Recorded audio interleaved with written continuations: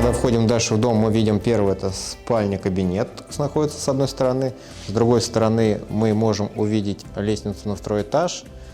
Дальше, проходя в дом, мы имеем большое помещение, это гостиная. В гостиной у нас есть камин.